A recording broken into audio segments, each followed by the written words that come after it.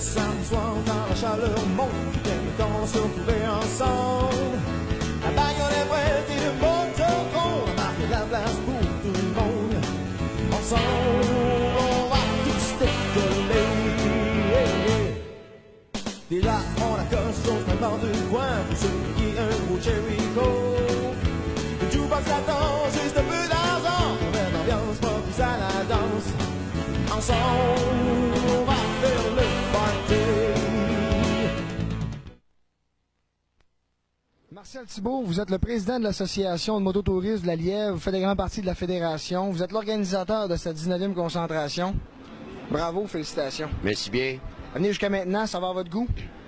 Je m'attendais à un peu plus de monde, mais là, je viens d'avoir de mes amis qui arrivent de Montréal. Et apparemment, c'est plein de motos. Et à Sainte-Agathe, la route est en construction. Et puis apparemment, il y a 2 heures d'attente. J'espère qu'à cause du soleil, que les gens se tanneront pas en moto, t'as pas l'air climatisé. Avec le casque à la tête, c'est très chaud.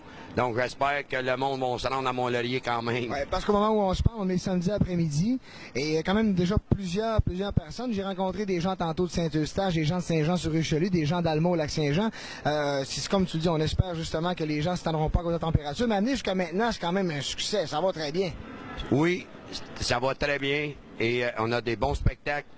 On a des bons gens. On n'a pas de jambon. Ça. C'est important. C'est important. On n'a aucun problème sur le site. Il n'y a aucun problème dans Mont-Laurier. On a des très belles randonnées. Et heureusement, la température est sur notre côté. Ce soir, un gros spectacle samedi soir. Samedi soir, c'est un spectacle. Tous les soirs d'ailleurs, on a 4 spectacles différents qui nous viennent de la région et de l'extérieur. On a 2 spectacles qui nous viennent de la région, dont Black Light. On a 2 spectacles qui viennent de l'extérieur, comme je disais tantôt, là, avec des chanteuses qu'on a rarement vues. Les randonnées, comme telles qu'on fait, il y a 3 randonnées par jour, à 3 heures différentes.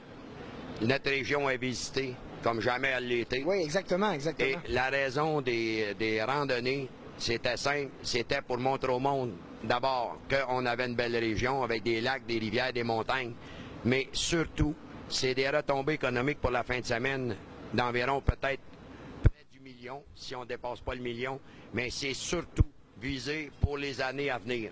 On entend souvent, moi ça fait des années que je fais de la moto et on entend souvent dire à travers la province, on va aller faire un tour en Gaspésie, on va aller faire un tour au Lac-Saint-Jean. Ce que je voulais, c'est que les gens voient notre région, pour qu'ils voient comment on a une belle région et que j'entends dire à travers le Québec, par après, on s'en va passer notre semaine de vacances à Mont-Laurier l'an prochain ou dans 2 ans. Parce que tu es placé pour en entendre parler, parce que tu travailles également au sein de la fédération. Moi, je suis représentant de la région de les Laurentides, Abitibi-Témiscamingue pour la fédération. Je suis également directeur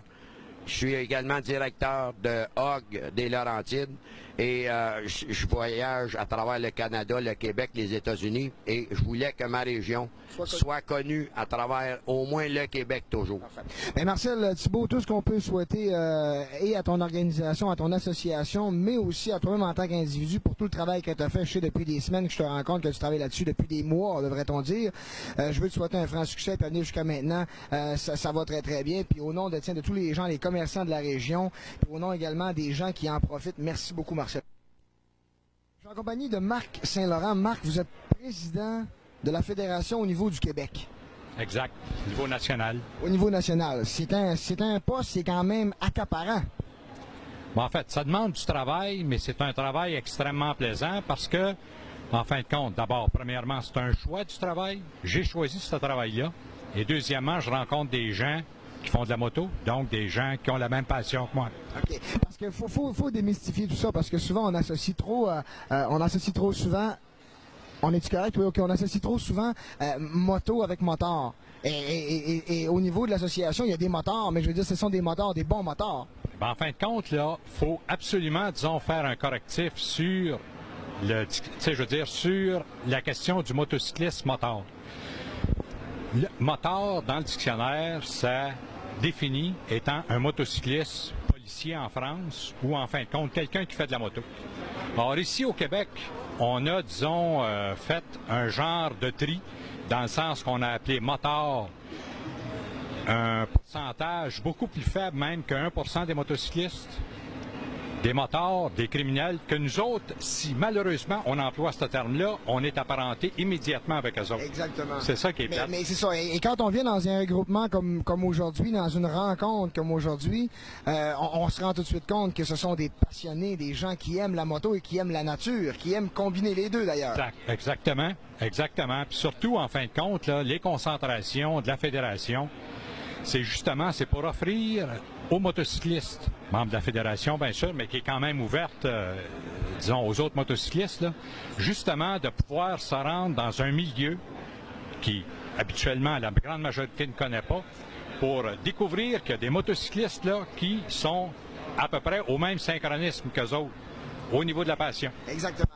Je veux savoir justement les concentrations. C'est la 19e cette année. Oui. Marc, vous étiez-vous là dans les premiers rendez-vous, non?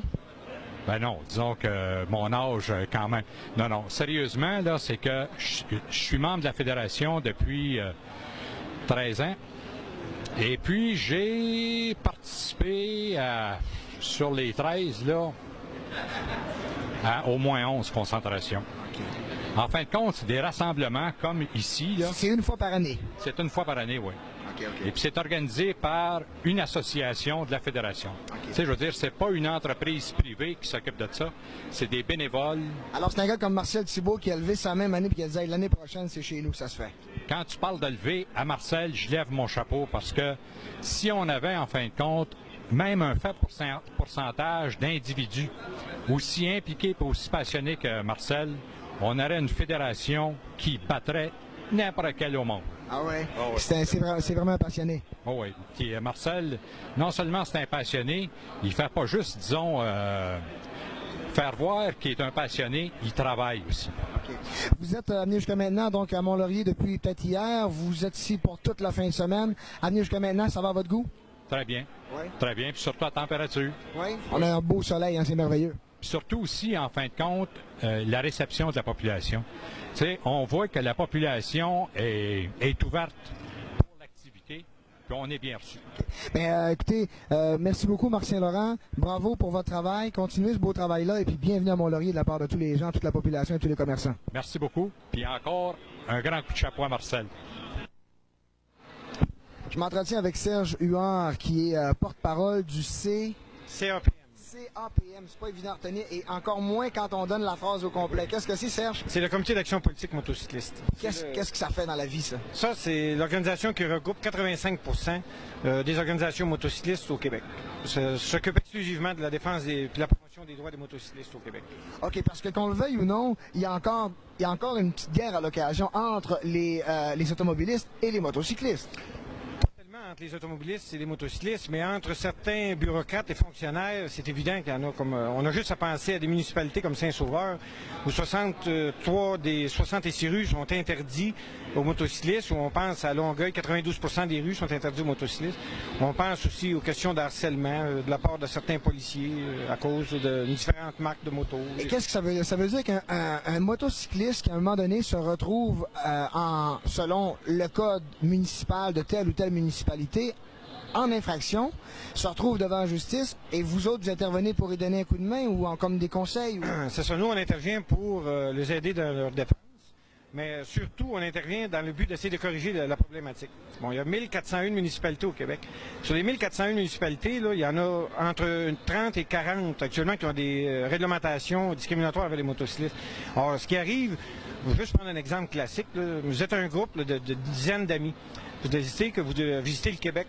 Mais si vous rentrez à Chicoutimi, vous êtes illégal parce que là-bas, les règlements municipaux disent que les motocyclistes doivent circuler en groupe de 5 avec 1500 pieds entre chaque groupe. Ensuite, si vous partez, vous en allez à Québec, mais là, vous êtes même si vous êtes déjà en 2 groupes de 5, vous êtes encore illégal parce que dans les limites de Québec, Sainte-Foy, jusqu'à Donnacona, les 9 municipalités, les groupes de motocyclistes qui sont légaux d'après les réglementations municipales, c'est 2 motocyclistes, 1500 pieds entre chaque groupe. On changera pas le monde aujourd'hui, mais je vais quand même te poser une question, Serge, à brûle pour point. Faut pas jouer à l'autruche. Les règlements municipaux visent directement les bandes de motards criminalisées, mais c'est vous autres qui en payez le prix. C'est ça. Je doute pas que certains fonctionnaires, les élus municipaux, adoptent des règlements là, dans le but de régler un problème avec des criminels. Mais je veux dire, pour Pourtant, c'est évident que 99,99% des crimes sont commis par des automobilistes ou des piétons, puis il n'y a pas de loi anti-automobiliste ou de loi anti-piéton. Je veux dire, le problème, c'est qu'en étant motocycliste, on est marginalisé et puis ça fait vendre la copie, ça fait de la sensation. On dit, par exemple, un hold-up a été commis par un motocycliste, mais on ne dit jamais s'il a fait son vol avec une auto, on ne le dira pas. Okay. Il y a des gens qui voudraient avoir des informations là-dessus parce qu'on sait que ce montage vidéo, en fait, va être distribué à travers les motocyclistes de la province. Les gens qui voudraient avoir des informations, Serge, peuvent s'adresser à qui et à quel numéro de téléphone? Contactez par téléphone au 514-253-CAPM. C'est la ligne du CAPM, puis on va se faire un plaisir de les aider dans leur défense, puis on va se faire un plaisir de rencontrer les autorités qu'il faut pour essayer de régler les problèmes. Donc 253 CAPM. Écoute, Serge Huard, continuez votre bon travail, puis bravo pour votre implication au niveau des motocyclistes, puis merci encore une fois de vous être déplacé jusqu'à Mont-Laurier. Bonjour, merci. Compagnie de Gilles Renaud, un comédien que les gens connaissent quand même au Québec, et également de M. Jean-Charles Daigle. Gilles, vous êtes porte-parole pour quelque chose de très intéressant, à la fois apeurant, mais aussi intéressant. Oui, je suis porte-parole pour l'organisme En route pour la vue, qui ramasse des fonds pour combattre la rétinite pigmentaire, qui est une maladie de l'œil. En route pour la vue ramasse des fonds chez les motocyclistes. La plupart des motocyclistes fédérés au Québec connaissent cet organisme-là. On ramasse des fonds dans toutes les régions du Québec et puis à un moment donné, cette année c'est le 12 juillet, les gens se rendent à Trois-Rivières et nous apportent les fonds pendant une grosse journée de festivités. Et la plupart des associations s'impliquent. C'est la cause humanitaire officielle de la Fédération aussi. C'est votre bébé? C'est mon bébé, oui, si on veut, oui. Et justement, Jean-Charles Daigle, ben, vous êtes une personne qui est atteinte justement de rétinite pigmentaire. Vous n'êtes pas complètement aveugle? Non, pas encore. J'ai le droit encore de conduire le jour. Le soir, j'ai pas le droit de conduire.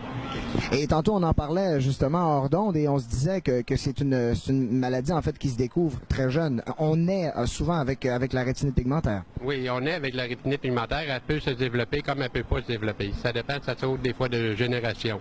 C'est comme mes enfants, ils sont porteurs de la maladie, mais ça veut pas dire qu'ils vont être atteints de la maladie. Mais les autres peuvent la transmettre à leurs enfants, que les autres peuvent avoir la maladie. Est-ce que en fait, ce que vous faites là, amasser des fonds, puis vous travaillez fort en quelque sorte pour aider la recherche, est-ce qu'on a un niveau daté au niveau de la recherche? Est-ce qu'il y a de l'espoir ou en quelque part c'est très difficile? Oui, il y a beaucoup d'espoir à ce moment où on se parle. On a des chercheurs qui sont venus au Chili cet hiver nous faire part qu'ils avaient essayé sur des souris, des rats et des chiens qui ont enrayé la maladie à 95 %. Mais avant qu'ils puissent l'essayer sur l'humain, il faut attendre l'accord du gouvernement du Canada. Là. Mais il y a beaucoup d'avancements qui ont été faits. Donc, vous gardez bon espoir? Oui, beaucoup. Surtout pour les jeunes qui suivent, les jeunes qui poussent. C'est très facile à comprendre. Ben, Jean-Charles, moi, tout ce que je peux vous souhaiter, c'est de continuer à persévérer, en fait, puis à ne pas lâcher, puis également de vous impliquer comme vous le faites là. Parce qu'une réunion comme en fin de semaine, c'est la 19e concentration. Je pense qu'il y a beaucoup de monde, puis je pense que les gens, parce que d'ailleurs, tout à l'heure, on était dans un autre secteur, on filmait dans un autre secteur, et puis les gens nous ont parlé de M. Renaud en disant, ouais, lui, il est le porte-parole. Donc, les motocyclistes sont directement impliqués et le savent. Oui, ils me connaissent, puis ils savent pourquoi je suis là, puis ils nous encouragent beaucoup. Jusqu'à date, ça fonctionne très, très bien. On risque d'avoir une année record. Et puis, on va tout vous dire ça le 12 juillet. Là, on le saura exactement. S'il peut faire beau, il va y avoir encore bien du monde, comme il y en a ici. Et on est très, très, très encouragés cette année-là. C'est fantastique. Depuis que la Fédération s'est impliquée officiellement et que la Fédération s'implique depuis plusieurs années, mais là, cette année, elle a reconnu la rétinite pigmentaire comme sa cause humanitaire officielle. Alors, ça a débloqué énormément d'écoute chez les associations qui, eux autres aussi, se sont impliqués. Et je suppose qu'on le veuille ou non, par le fait même, les motocyclistes, quand ils vous voient justement dans les parages, les suivent et tout ça, ça les encourage. Je pense qu'il y a une question de fierté là-dedans. Bien sûr. Puis c'est pour ça que je me fais un devoir d'assister aux assemblées, aux concentrations, aux cafés-rencontres pour rencontrer le plus de motocyclistes. Parce que je pense que vous êtes membre à Saint-Jean-sur-Richelieu, je pense. Non, je demeure à Longueuil. OK. Et vous n'êtes pas membre de l'association de Saint-Jean? Non, je suis membre de l'association Tétroville, à Montréal. Puis ça vous occasionne donc bien les déplacements? Et je suis membre aussi de l'association Cap-Diamant à Québec. Faut pas l'oublier. Non, faut pas l'oublier. Pas choquer personne. Donc vous vous déplacez quand même, vous êtes un amateur de moto? Oui, je suis un amateur. Je fais de la moto depuis 30 ans. Oui, j'en ai rendu à ma 6-7e moto. OK, tant mieux. Bien, c'est super le fun. Tout ce que je vous souhaite, messieurs, c'est de continuer votre bon travail, puis en espérant justement que les recherches fassent avancer votre cause qui est la rétinite pigmentaire. Puis pour l'instant, je vous remercie au nom de tous les gens de Mont-Laurier de vous êtes déplacés jusqu'ici, des commerçants également. Puis merci pour ces quelques temps d'entretien. OK, merci, moi qui te remercie.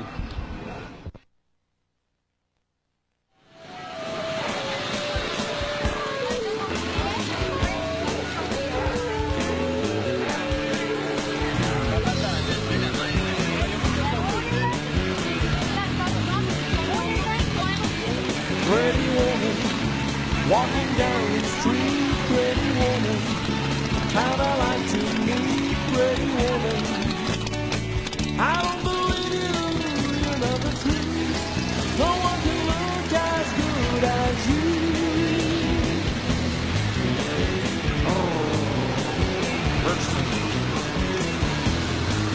Pretty woman, won't you pardon me, pretty woman? I couldn't help but see, pretty woman, that you are lovely as can be. Are you lonely just like me?